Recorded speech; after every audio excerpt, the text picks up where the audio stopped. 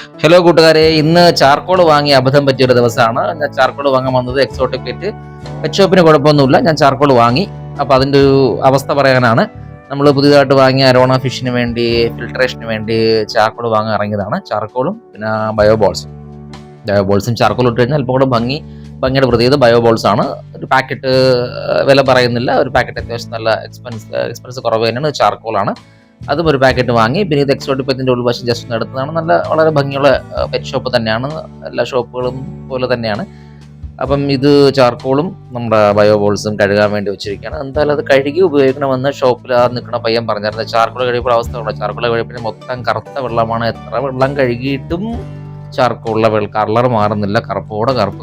അതുകൊണ്ട് ഞാൻ ചാർക്കോൾ തൽക്കാലം ഇടണ്ടാന്ന് വെച്ചു. കാരണം കാർബണാണ്. ഞാനിതെങ്ങനെ അരോണ ടാക്കിനകത്ത് ഇട്ട് കഴിഞ്ഞാൽ എൻ്റെ അരോണ അടുത്ത ദിവസം സ്വർഗത്തേക്ക് പോകും. അതുകൊണ്ട് ഞാൻ തൽക്കാലം ചാർക്കോൾ വേണ്ടാന്ന് വെച്ചു. അതുകൊണ്ട് ബയോബോൾസ് മാത്രം ഞാൻ അതിലേക്ക് ഇടുകയാണ്. ബയോബോൾസ് മാത്രം ഇട്ട് ഒന്ന് ഫിൽട്രേഷൻ ക്ലിയർ ആക്കിയാലും മതി. അപ്പോൾ ഏതായാലും ബയോബോൾസ് മാത്രം ഇട്ട് കഴിഞ്ഞാലും മതി. നല്ല എന്താ പറയുക, നല്ല ബാക്ടീരിയ, അതായത് ഗുഡ് ബാക്ടീരിയ ബയോബോൾസ് ഇടുന്നതോടെ നമുക്ക് കിട്ടുന്നതാണ്. നമുക്കല്ല മീനിന്.